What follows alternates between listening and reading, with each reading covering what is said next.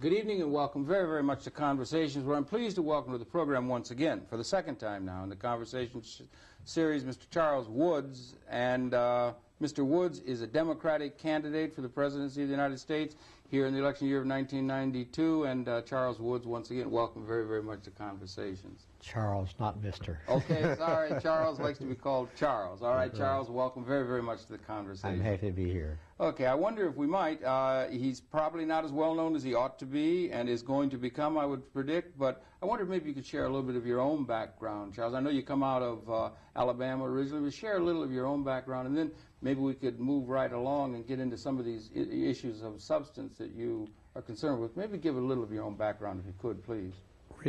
Originally from Alabama in 1941, too young to get in the American Air Force. I went to Canada, joined the Royal Canadian Air Force, trained as a fighter pilot, went overseas with the Canadians. I was in England, North Africa. Our country got in the war, and I transferred to our Air Force in North Africa in 1942. And I spent most of the war overseas, and finally, near the end of the war, December 44 to be exact, I was in command of a 4-engine bomber going from India to China, and we had fuel tanks in the bomb bays instead of flying over that hump. Flying the hump, that's right. Yeah. And I was letting the co-pilot fly it, and he made a mistake on takeoff I couldn't correct. Of course, he paid for it with his life and the life of everybody else on board except myself. I was the only survivor. And, you know, after several years in the hospital, I think a little over 5 to be exact, got out and went into the business world, and now, you know, I've been fortunate in the business world. I own television stations, radio stations. And you had a successful business career despite these difficulties. And these difficulties that you had, if I may, the difficulties that you had, which is more and beyond what most of us have to, in a certain sense, suffer. 5 years, I believe, in the hospital, a good deal of plastic surgery, this kind of thing, and just the experience itself. Some people become very, very embittered and that sort of thing and that kind of thing. In your case, if I may, I suggest it made you ever more sensitive in life, and it made, what I'm saying, it didn't embitter you, it made you to the beauty and the good things that are around us. It made me realize how precious life is, and what a slender thread it hangs by, and we could be here one instant, gone the next. So consequently, I think I've enjoyed life far more than ordinarily would. I appreciate the birds, the sun, the water, the green grass, the trees, everything like that. I just appreciate it, and I just enjoy it so much being here. Yeah, well, I just say, for a war hero and somebody who's done that, I commend you for that, and also for the attitude that you've been able, the positive attitude you've been able to carry along with that, and then, of course, for your business career, which did very well. You went and became a builder, and then you build up. You got 5 television stations, and you became a television person, a person that owns and operates television stations, and very successful in your own right. Yes. All right. Well, that's all to the good, and that you, and as a businessman also, then you've also become interested in public affairs because they intrude, as it were, or even, I guess you said at one time as a flyer, you realize these political decisions are affecting people in a very, very real and direct way, and we should all become aware of it. We should be, all of us should be very interested in politics, and every one of us do what we can, even if it's nothing except just go vote, or try to get other people to go vote. Be a candidate. Just do what we can. But remains in the hands of our. One of the things right now, unfortunately, that's happening is our government right now is not in the hands of our people anymore to speak of. It's in the hands of special interest groups, certain special interest groups.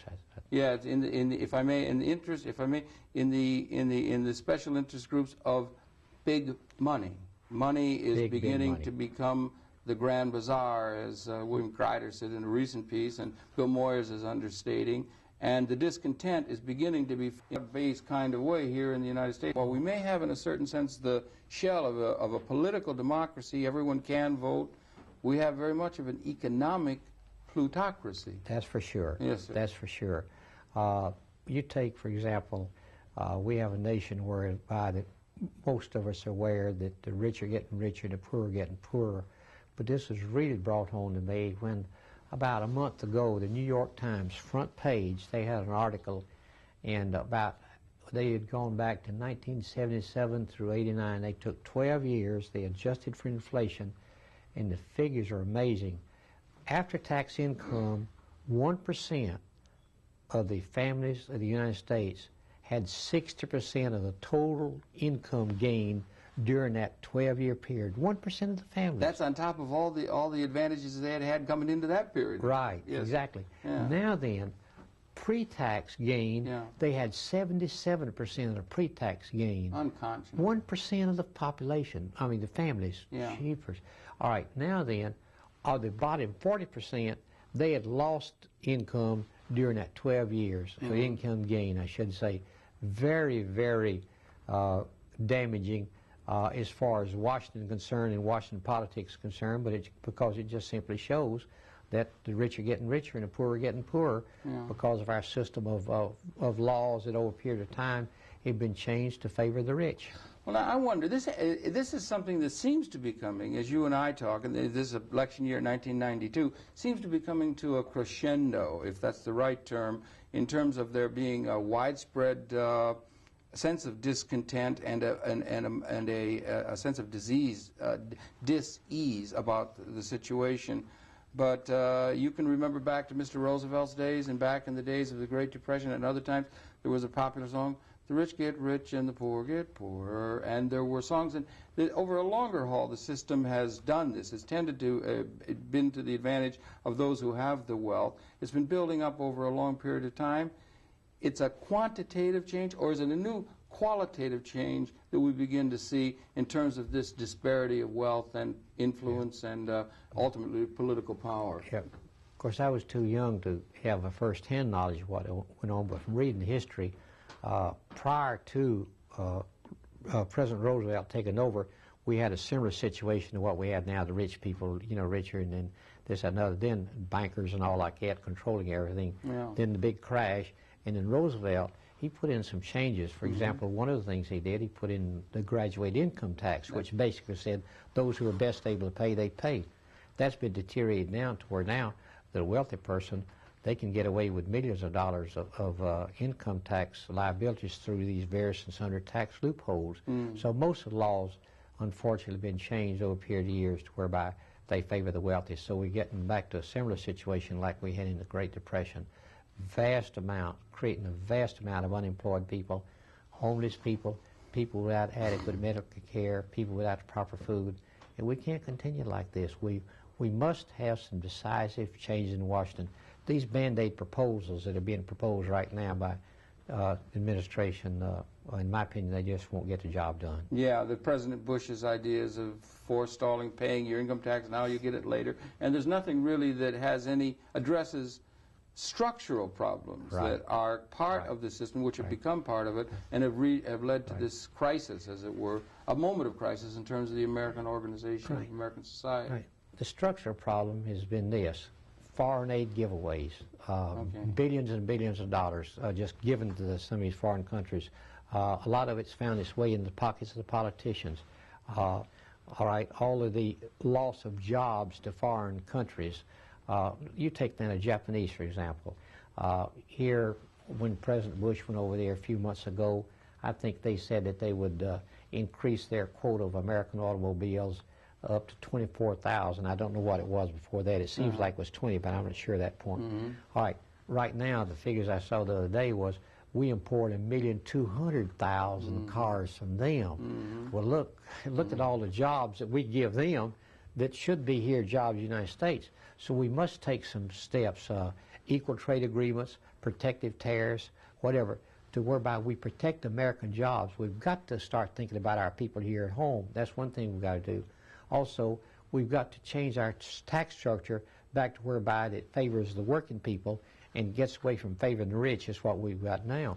And also we've got to have major changes in our banking system, because I think, as you and I have talked before, our Federal Reserve System, it's so-called Federal Reserve System, it should be called Bankers Reserve System, because it's owned by the banks. Yeah. It's no more part of the United States government than General Motors or Ford Motor Company is part of the United States government. In other words, our central banking system right now is owned by the private banks. The very industry that they're supposed to regulate, they own these 12 private Federal Reserve banks around the country. Yeah, I think probably most people don't realize that. No. If you were to, very few people would understand it, and yet this is an institution which sets the terms of credit, everything. Sets the economic agenda in a very real sense. Interest rates, everything, yeah. everything, and to do with money.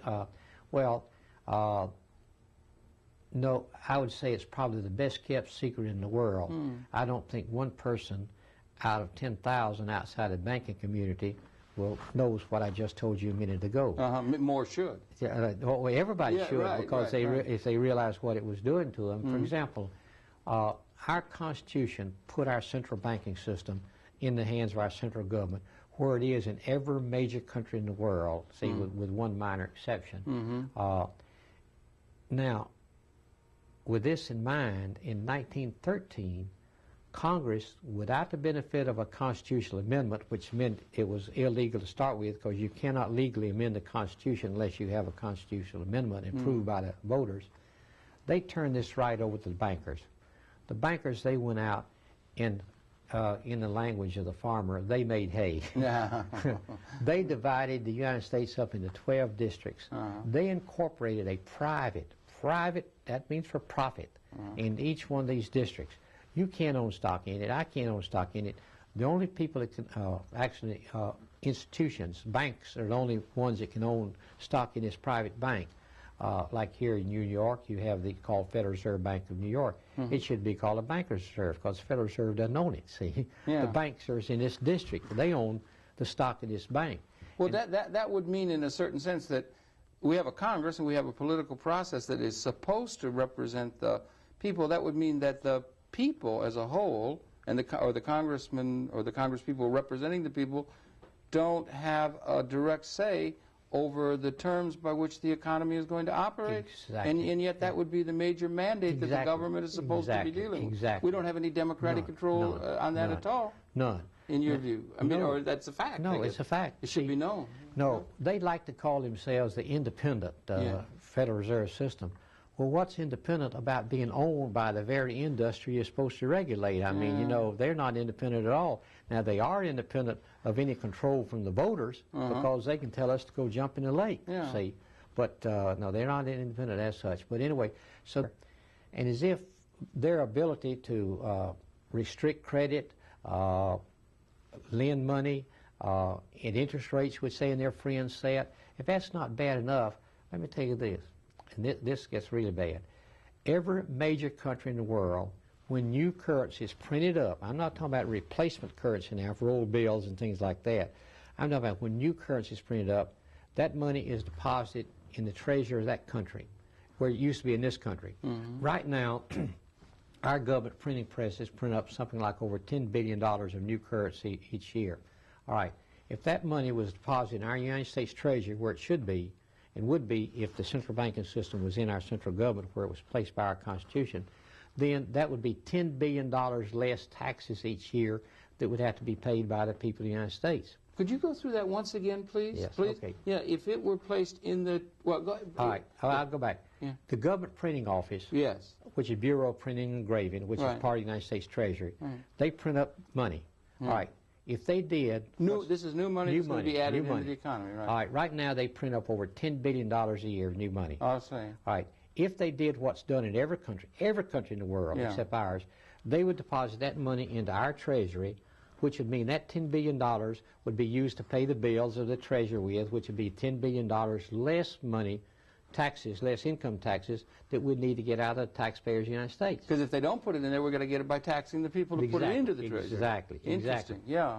But now let me tell you what do they do with it? How does it work? All right. They sell it to these 12 private banks. Now, I repeat, private, for profit. They sell it to these 12 private banks. They sell it for 3 cents a bill. I don't care if it's a $100 bill, $50 bill, $1 bill, and in times past, $1,000 bills and $10,000 bills. Of course, they don't print those up anymore because of the druggies, you know. But right now, today, these Federal Reserve banks, Bankers Reserve Banks, I should call them. You want to call them the Bankers Reserve Bank because they're owned by all private bankers, and it's a private company. Right. They use federal to deceive the people. It's like I said, it's not federal. It's private. So it is private. It's private. I want to go into this because, of course, the governors are appointed by the president and things. There's a kind of contact there. But go ahead, pursue. No. You're talking about the Federal Reserve Board. That's different than the Federal Reserve System. We're talking about the system. All right, sir. What makes the money? Yeah. All right. Right. All right. Now, this Federal Reserve System, just today, they'll take 3 cents and they'll buy a $100 bill with it from the United States Treasury. 3 cents. They will turn right around and they will lend that money out through the private banks to you and me and the rest of us at full face value interest rates which they set. Now, these interest rates right now, well, let's go back just a second. They'll lend at the United States Treasury at the interest rates which right now is running about 7.5%. All right, for OC. So therefore, here they're going to invest 3 cents. They're going to get a $100 bill. They're going to invest that in a U.S. Treasury certificate, which is you and me and the taxpayers of this country, and other citizens of this country. All right, they're going to get $7.50 this year return on that 3-cent investment. Sure enough. This is a 25,000% return on their money. Unbelievable. Now, when they lend it out to the private sector, they get much higher rates than 7.5%, so they'll get more than a 25,000% return there, see. All right. Now, and they still got the $100. And yet they get that 25,000% return on that 3-cent investment. Now, that's a good deal. For them it is. For them, that's it's what bad I mean. for the people of the United States. Okay. Very bad. Yeah. All right. If this is not bad enough, they don't pay any income tax. No income tax whatsoever. On this private banking entity. This private bank, they are exempt from federal, state, and local taxation. Now, how did all this come to be, and what was the rationale by which they set up this kind of seemingly irrational, undemocratic system? I mean, the rationale, of course, in their mind was they had the power with Congress to get the law changed. All right. Now, for example, I realized that what I've told you is a little different than what you might say some people would tell you, particular banks. It's hard to get them to tell you anything about what I've just told you. Well, it's a little bit like asking the fox to talk about the conditions inside that chicken coop. Exactly, yeah, right. Because like we talked about before, right now we have a system whereby that the central banking system is owned by the private banks, which means that this is like sending the fox out to watch the hen house. Poor hens. Yeah, and we're that's the hens. us. Wait a minute, we're right. Yes, all right, now, okay. All right, right now, I can read you all the go ahead. Chapter 4, Taxation, Section 531, Exemption from Taxation, United States Code Service, Title 12, Banks and Banking, reads as follows. This comes right out of the United States Code now.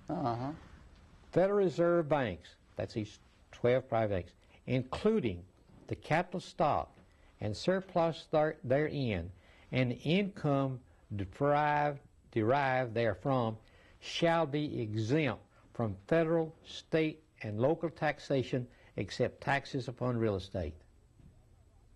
They just state that. No, I believe you. I believe you. They say that. But what I'm saying is, how it was just influence that they had, that they were able to get such an advantageous situation, or was there some rationale by which that was done, or was it just plain old political power and they were able political power? Congress passed the law. Congress passed the law. This goes back to 13. Was this written in 1913? 1913. That's right from the original context. Original law. All right, now, you know, as if that's not bad enough, we go on into, all right, this buying money. I wrote to the Treasury Department, and I'll quote, this is from the Treasury Department in Washington. Okay, you've been following this stuff. All right.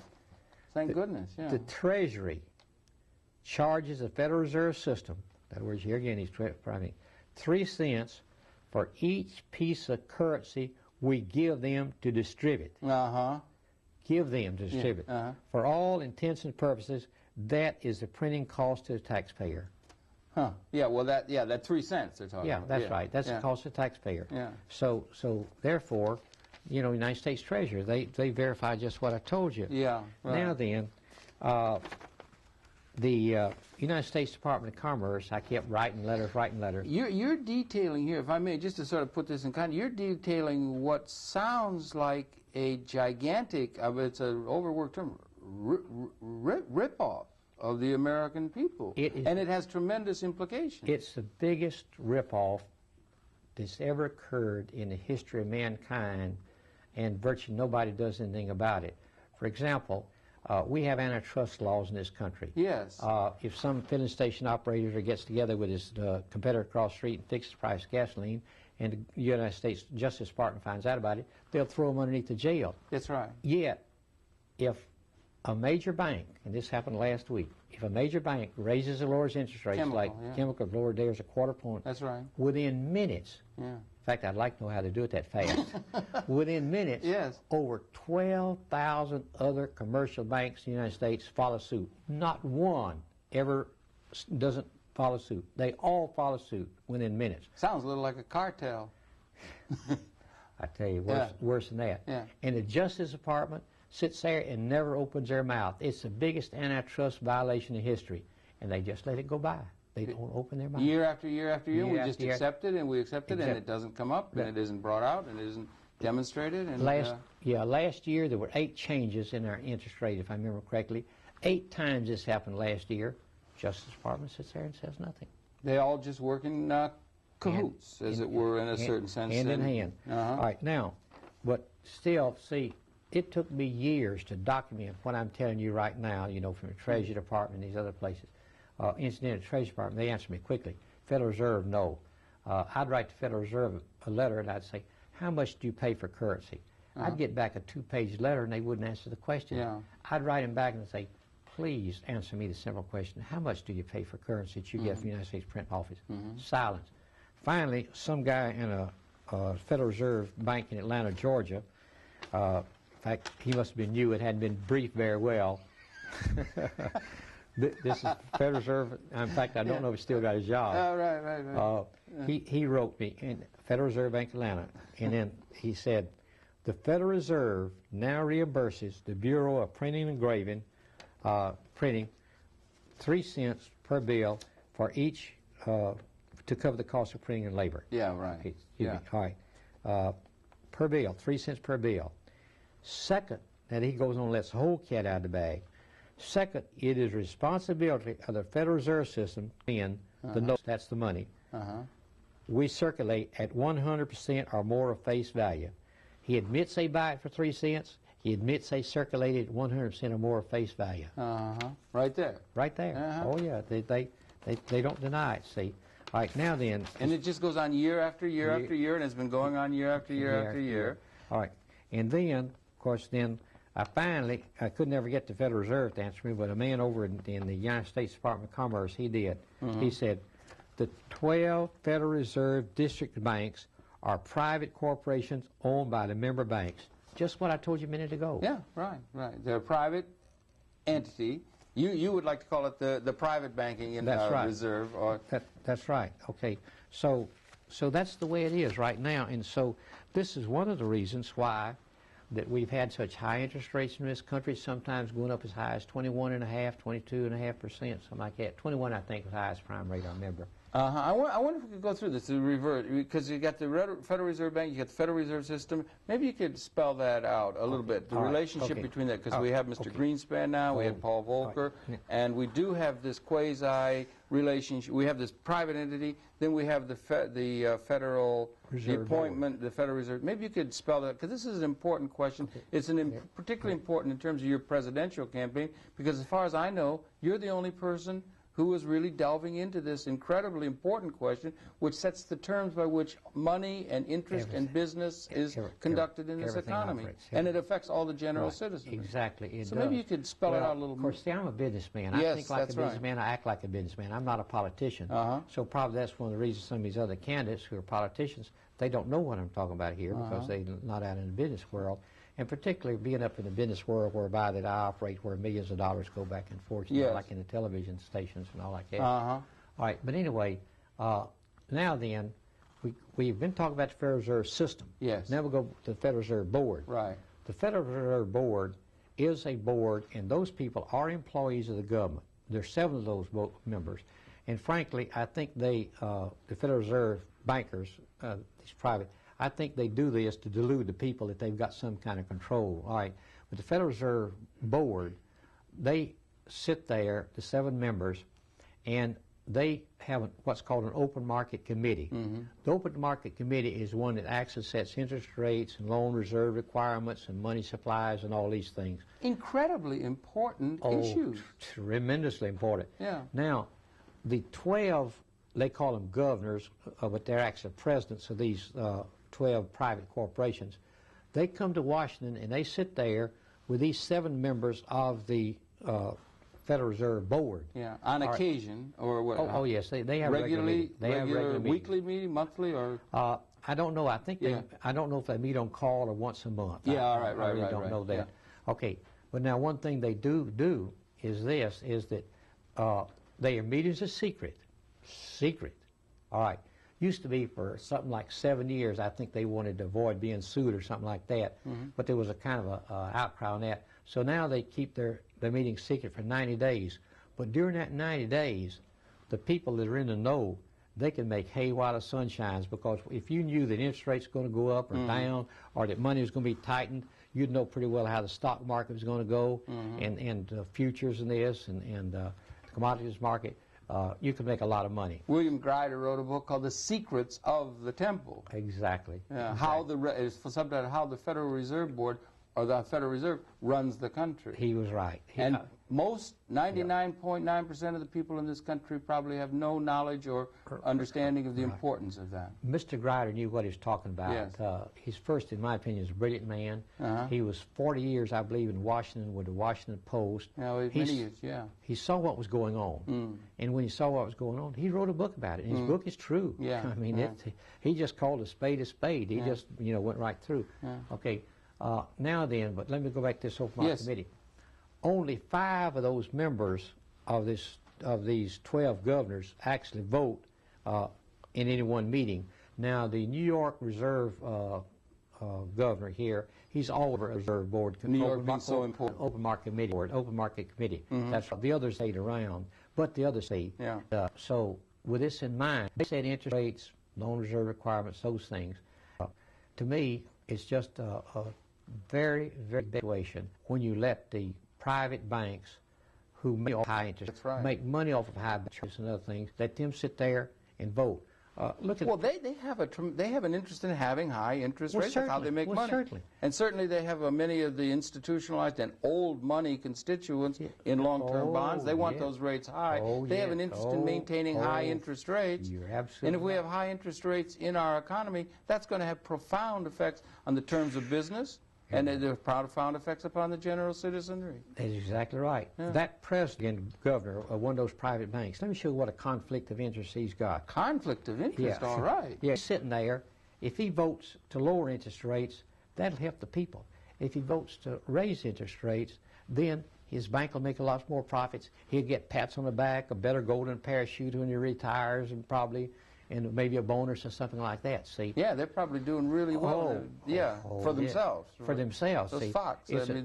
Those foxes, they do real well. They're doing real well, They're real well for themselves. So anyway, a net result of all of this is that with these banks pulling high interest rates out of the working people's pockets, and with these other excess bank charges. Passing through all the costs of doing business? And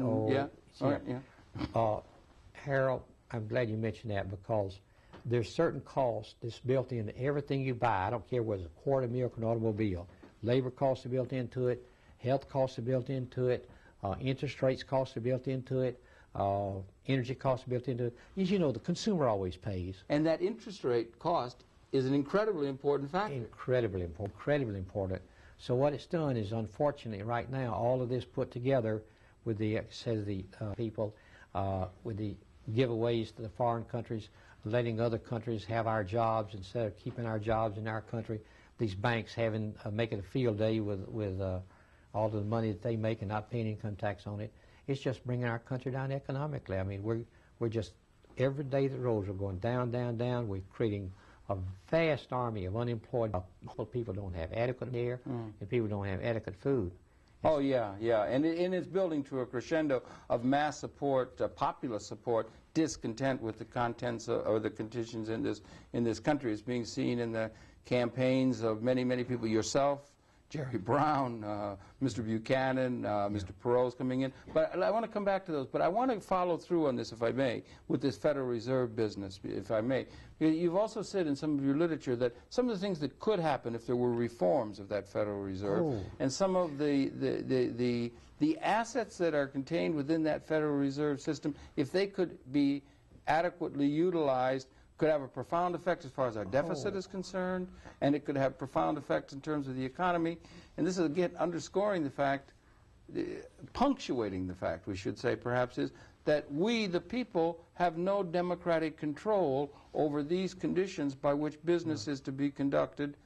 You know that first as a businessman. All citizens should know it because these decisions affect everyday life. Everybody's life. That idea of the assets that are contained within that system and what the implications could be if it were, in a certain sense, made available to us in an appropriate way. Let's take it one at a time. All right.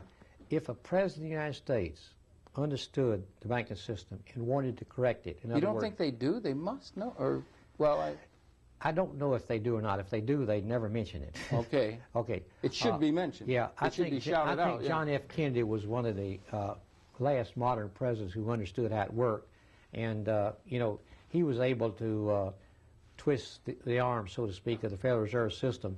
In other words, I don't know what he said to him. He may have said, "Hey, Congress created a law that changed you, and Congress Congress made the law that created you. Congress can change the law that created you." I don't know whether that was his threat or what, but whatever it was, during his entire administration, he had interest rates. They brought them down, kept flat all the way through, which shows you what a strong president who understood the banking system could do if he wanted to. But right now, if a president of the United States wanted to, he could go before the people of the United States on nationwide television with Congress in session, say this is the situation, and I want these.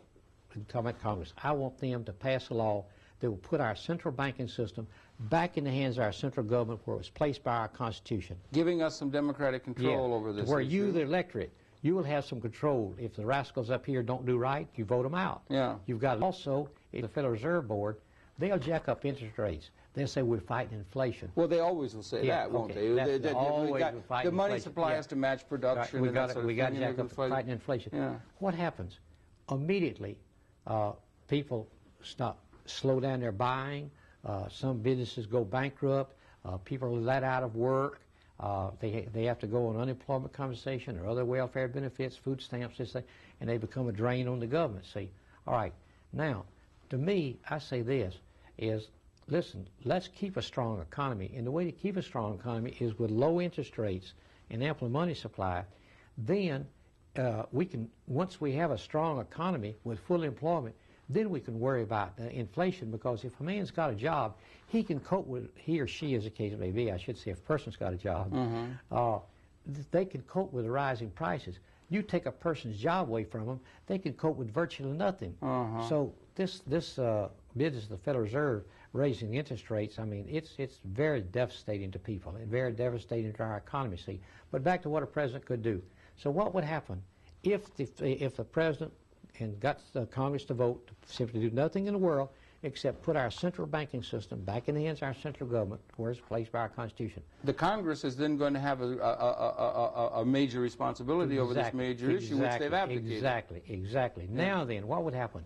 First is that any profits that accrued in that Federal Reserve System would accrue the benefit of the taxpayers. All right. That'd be the first thing. Right. Second, and there are assets there. Oh, yes. We'll get assets in just a minute. Yeah. Second, we would have some measure of control over our elected officials, so therefore some measure of control over the banking system, which now we have virtually none. Oh, yes, sir. All right. Now, with this in mind, some people say, oh, I'd make a political football in the Congress. Well, they're going to say that. They're going to say, we want to have some responsible people who are free from the heat of passion of political moment in order to guide this ship, right? That's what they will say. And we are the best ones to do it, we bankers. In a democracy, to me, everything in Congress is a political football back and forth. Whether it's health care, what is a political football. And something as important as interest rates and the terms by which business can be done. Sure. Yeah. Do you know in England, where they have the Bank of England, which is their central bank, they can't raise interest rates unless the Prime Minister approves it. I don't know if his cabinet has approved or not, but the interest rates are that important. But now anyway, so you could see some of the benefits I said a minute ago about if the central banking system was put back in the hands of our central government. And the biggest thing is that our officials would be answerable to people, whereas the bankers right now, they're answerable to no one except themselves, the ones who own and control it right now. Yeah. Now then, let me tell you what could happen. Yes. What could happen is when these assets, which amount to a tremendous amount of money in these 12 private banks now. The assets in the 12 That's right. bank, When they came along and became part of our central government, a bookkeeping entry could wipe out the $400 billion deficit overnight. That's amazing. That's amazing, right? Yeah. And I know it. That sounds... Yeah. All right. Now... I don't want to put you on the spot. No, that's all right. But the assets, as you say, amounts to, we don't know exactly how much it is, Hey, but it's a tremendous amount. Many times the $400 billion. Many times the $400 billion is the assets represented by this system. 12 Federal Reserve banks, private banks, that's right. And in a bookkeeping way, we could eliminate the deficit with this one act, with a political bookkeeping act? entry. Sure. Because Maybe you could go into that in a little detail, right? Well, That's incredibly important. Because that deficit, we're paying 14% of our gross government spending on servicing the debt. Exactly. Yeah. All right. Right now, Congress passes a law and say, hey, we want this Federal Reserve system, central banking system, put back in the hands of our central government where it's placed by our Constitution. All right, because y'all got out illegal to start with. All right. When these 12 private banks and their assets were transferred to the federal government, to the Treasury or to the federal government. Yeah. The Federal Reserve System would continue to function just like it does now, clearing checks, wiring money, and the various other, lending money out to private banks, the various other functions that it now does, it would continue to do. Same people in place and everything. So that wouldn't be disturbed. Now, their assets, though, these 12 private banks, would now be part of the United States government.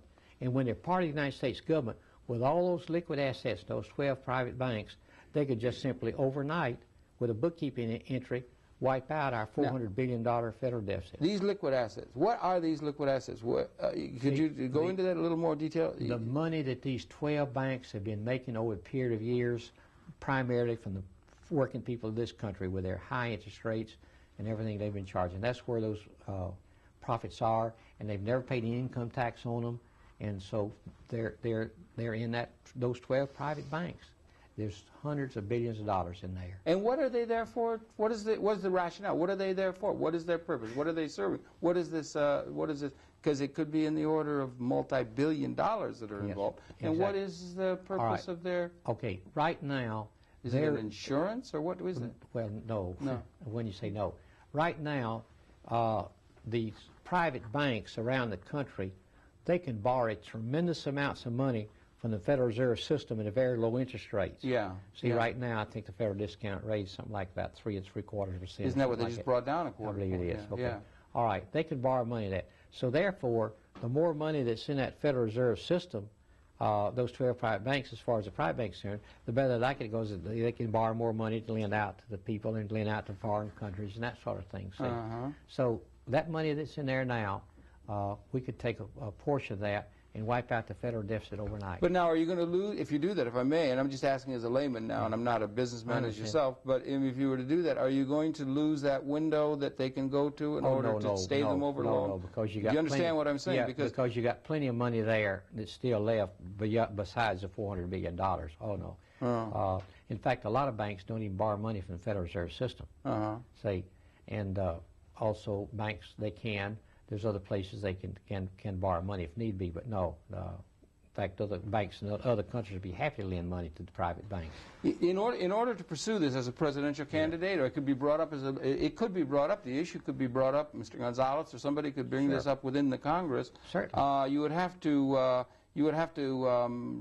gain a good deal of popular support for this, because you would be coming up against some mighty, mighty, mighty powerful interests, the American Banking Association and a number of other people who have an interest in the way things is. Yes, you know? but look at it this way. If a president told the Congress in front of the whole United States nation, on the United States country, I should say, told him, hey, look, we need this to be back in this central banking system to be put back in our central government.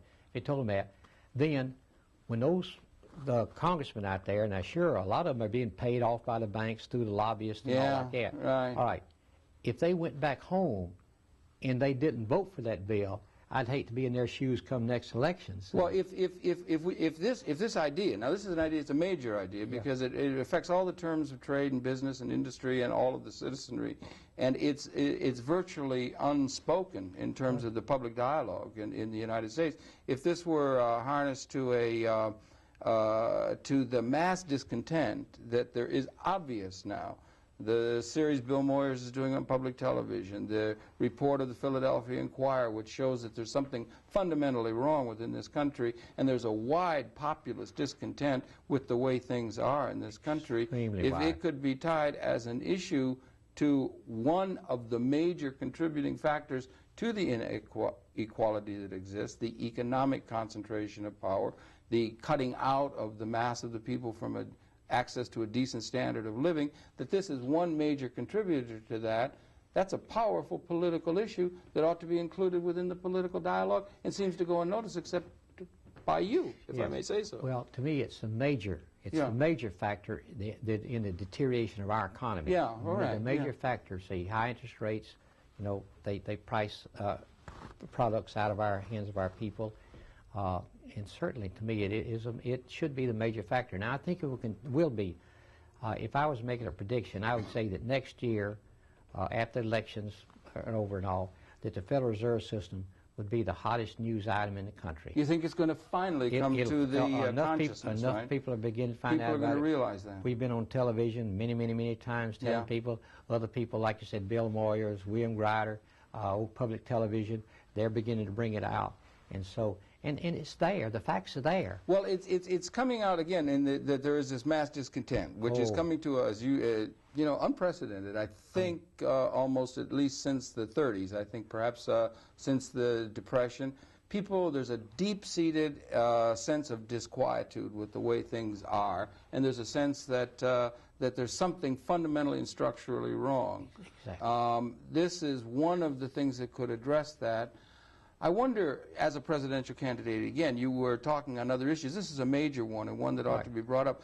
Other issues. We have in general a society that is economically, we said earlier, we have a quasi-political democracy. Each person over, 18, I think, has a vote that they can vote. Yes.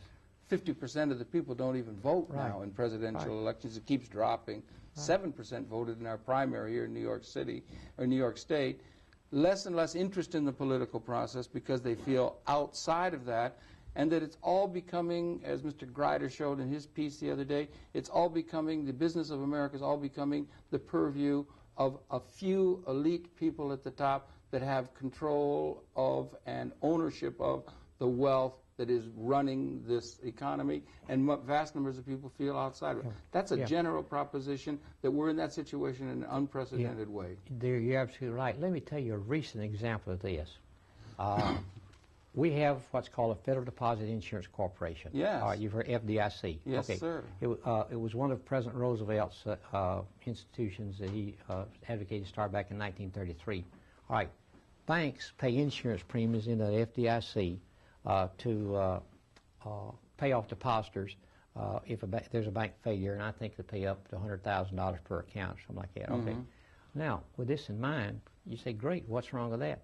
Well, nothing wrong with that. It's worked for years, and the government has never, according to the American Bankers Association, they put out a little brochure last year about how they paid every penny of it, and never had the government ever put a penny into the FDIC and all like that. Fine, well and good. That was true to December. Now, the banks, because of some of the things that are happening, including, in my opinion, their own doing, a lot of the smaller banks are getting in financial trouble. Homes are being foreclosed. You're talking about commercial banks. Yeah, that's right. We've already gone through the savings and loans. Right. Yeah. Okay. The private banks, they're getting in trouble. The homes being foreclosed upon, cars are being repossessed, people losing their jobs, bank businesses going bankrupt. So a lot of these small banks, it looks like they're going to fold up. Well, the bankers, they realized that they were going to have to start paying more money into that FDIC. Because that fund was getting too low, couldn't even match it. Yeah. And they also knew some of these banks that were going to go broke. All right. So what did they do? They talked to their friendly senator and their friendly congressman. Over whom they have great influence because they have money to grease the wheel. They grease the wheels and their friendly representatives. And in the closing days of session in December here, 4 months or so ago, and I think they had their timing whereby that they felt like when everybody was getting home to Christmas, this would be a way to get this thing through. They had what's called a Banking Reform Act. Sounds great. You know, everybody likes to see the banks reform. Got to reform something here, but. All right. Because, like you said, the discontent in this country is the worst I've ever seen it. I mean, I should say the greatest I've ever seen it. Yeah. It's bad. I mean, there's a tremendous amount of people out there are discontented. The Republicans blame the Democrats blame the Republicans, the general public, and correctly so. They blame all of them because they're the ones that brought it about, and they're the ones who are perpetuating it. Yeah. So anyway, but back to this Banking Reform Act. Let me tell you what it reformed. Only thing it reformed is that now, instead of the banks paying the insurance premiums in that FDIC, the taxpayers. It's going to come out of the bank. The rest of this. $70 billion or something? Or The first year, this year alone, the federal, the Budget Bureau has earmarked $70 billion, which is 6% of our entire federal budget, to go to that FDIC for the benefit of these bankers. Now, this is beginning to look at the commercial banks now. That's right. We've already gone through this with the savings and loans. Now, and that was a tremendous ripoff. Yeah, let me just, but I'm just showing you how private influence works. Yeah, right. Breezed through the House, breezed through the Senate, President signed it without a murmur. It's $70 billion. Well, they're saying they're gonna have to maintain the FDIC and so forth in order to vouchsafe the banking system, in order to keep the depositors. We don't want bank failures and that sort of thing to occur, and so they got to do it. And they do it on the backs of the taxpayers. Hey, look, if some banks go broke, and these banks, the other commercial banks, which are making a lot of money, if they have to pay insurance premiums in there, I'm not going to cry over it. I mean, but I do cry and I worry. Yeah, there should be a casualty loss or an insurance. If we're in a free enterprise system, there should be casualty loss against bad investments and so on. They should be able to accept that risk somewhere. If they can't accept the risk directly with private collateralization or something, then there ought to be some casualty loss insurance industry that could do it. The FDIC, that's the insurance. That's the insurance. Well, yeah, but that's a government reinsurance. There should be an intervening commercially insured, something against loss. I mean, there's fire insurance and there's other kinds of things people can have loss. I mean, an industry that could operate there if you, perhaps. My point is simple. If there's going to be more money have to go into that FDIC because of some of the let the banks take the hit. All right, fine. They've got the money to take the hit. The taxpayers out here, they don't have the money to take the hit. That's $70 billion. Think of what we could have done, the national health care we could have provided. Absolutely. College tuition for students that couldn't afford to pay. Increased unemployment compensation benefits. Shelters for our homeless, food for homeless. Think of the money that they're just welfare payment. They're cutting back on welfare and these kind of things against that, which are just pittance compared to these monies that are involved to bail out this banking industry. Exactly. It's amazing. There's tremendous anger against the savings and loan. That's going to cost people thousands of dollars individually. They're going to have to pay into that. That happened. Mr. Greider's piece showed that in 1988, the 88 election, they kept that all under the what do you call it, under the covers or something until after the election, and then it hit, right? Now he says we may be having the same thing coming up this '92 election, except rather than being the savings and loan, it's going to be the commercial banks. Well, and here they're going to hit us up again, the taxpayers. Well, they've already hit they've already hit us for $70 billion. Yeah. But that's only just maybe the beginning. It started that way. It started with a certain amount, if I may, with the savings and loan. So that might be just the beginning of another scandal involving the commercial banks. Do you feel it might be? Well, I think our economy is going to continue to deteriorate because these Band-Aid proposals that they're proposing in that administration, in my opinion, are not going to do the job. We just got to have some major changes. One of the major changes, we need to get our central banking system back in the hands of our central government. Well, that would be one. That would be a major. You're ticking off here, if I may, sir. On the you're ticking off some major. You're talking about the big things here rather than some of the little Band-Aid things that go unnoticed in terms of the political dialogue. Perhaps they go unnoticed because they are so big and there are such big interests involved in them. The same administration that in December passed this bill and signed it, $70 billion, a few months before, and didn't say a word about being budget busting. And the press hardly picked up on it. And a few months before that, they wouldn't appropriate something like $4 billion for it. It was budget busting. Yes, indeed. Well, when will $4 billion be budget busting and $70 billion won't be budget busting? Yeah, that's right, And when are the people going to begin to start rising up in righteous wrath against some of the inequities that are existing? Now, they're going to say we have to maintain that banking system. We can't have runs on the bank. right? You've heard this, and this is what they're going to say. It's responsible to the depositors within those banking systems and so on. But we won't have runs in the banks. No. If it was operated with our central government, it would be operated primarily for the benefit of the people instead of being operated for the benefit of the bankers, which it is now, this Federal Reserve System I'm talking about. It should be operated for the benefit of the people. Like I said, because to me it is the major contributing factor about our decline in our economy and our workforce.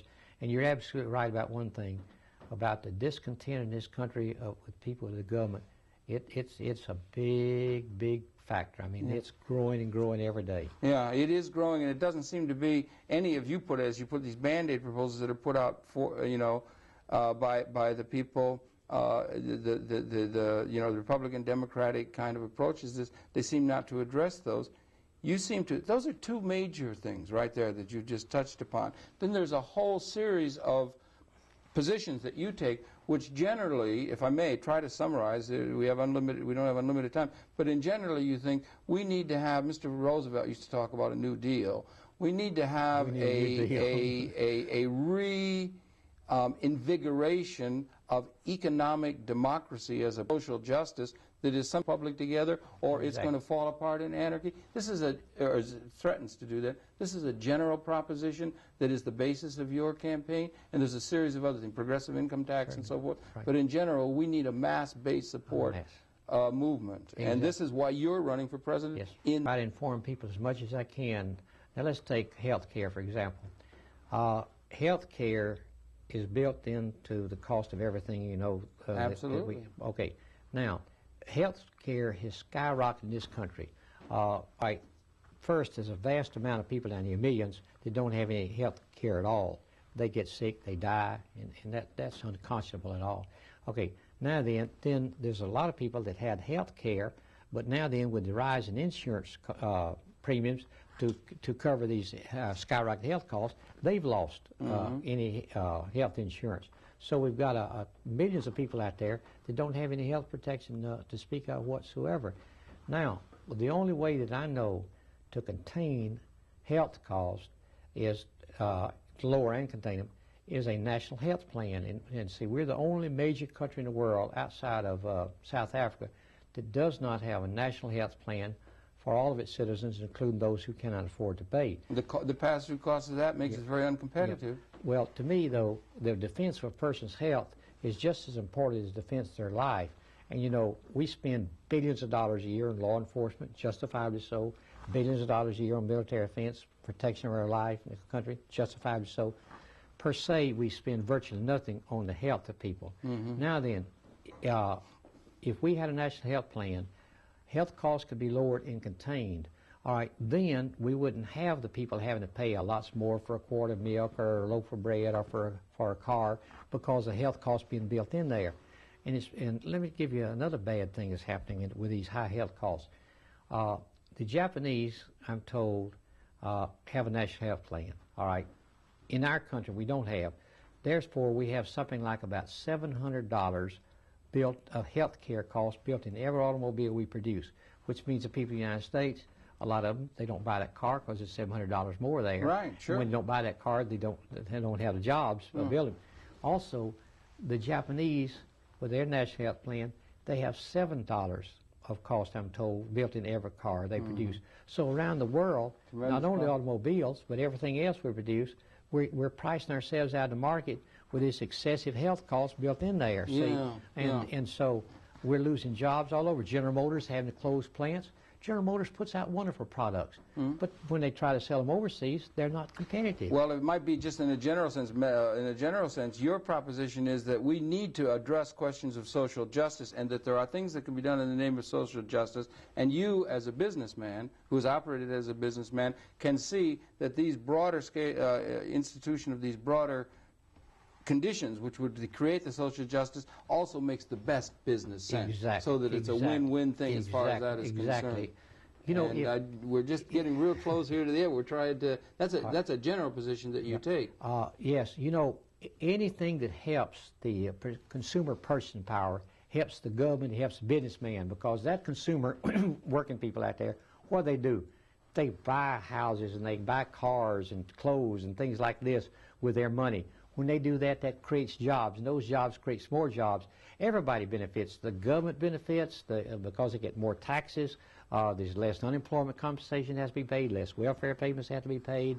The people benefit because they get higher paying jobs because there's more jobs out there. The bankers, they benefit because they can make more loans, maybe not quite as high interest loans, but they make, everybody benefits with a good, strong economy and full employment. And the best way to have that is to try to keep as much purchasing power in the hands of our working people, our consumers, as we possibly can. And let's try to keep those interest rates as low as we can in order to keep that economy humming, right? In order to let those people have the wherewithal and to have some demand side. I mean, in order to make these products that we can make, and technologically we have this capacity, we got to have people with the wherewithal to buy what can be made. Exactly. Right? Listen, if interest rates were lower today, say prime rate, which is now 6.25%, if it was lower today, say 4%, and some legislation was passed, particularly if it's our central banking system in the hands of our central government, they can do this. So legislation passed was going to keep that interest rate low for a long period of time. Goodness. You would have an explosion. Huh? Man, people would buy houses, they'd buy cars, they'd buy all these things, and that would create jobs. And almost overnight, not quite overnight, almost overnight, we would have a strong economy with full employment. Okay, and maybe some little inflation perhaps, but it could be handled much better by people who are not going to be thrown out of their jobs or working on jobs that don't even pay enough for them to make a living. And we've lived in this country with inflation above 10% and all like that. To me, people can cope with rising prices if they have a job. So to me, jobs is what it's all about. We should always concentrate every day that rolls, our government officials, jobs. What can we do to provide more jobs? Okay, and as much as we can to get some income into the hands of the people in some elemental That's the way you create the jobs. Yes, that's the way you create the jobs. And that's important. And we need some political leadership and a waking up to some of these major issues. And if I may say so, Mr. Charles, not Mr. Charles. if I may, is a political candidate. Well, people ought to take attention to. He's running for office here for the President of the United States in 1992. He's got some very, very unique ideas that ought to be well understood and picked up on by other people, particularly in the press and the general society. Happy to have been able to bring you his perceptions, and it's again a pleasure to welcome you to New York City. Charles, it's a great pleasure to talk to you again. Thank you for inviting me. It's my pleasure being here. Yeah, and it's been your pleasure in the audience to have his perceptions. We invite you to tune in again next week. We'll be coming back again next week. That's it for this program. Once again, Charles, thank you very, very much indeed. Thank you. And we say good night, and we will see you next week. Good night.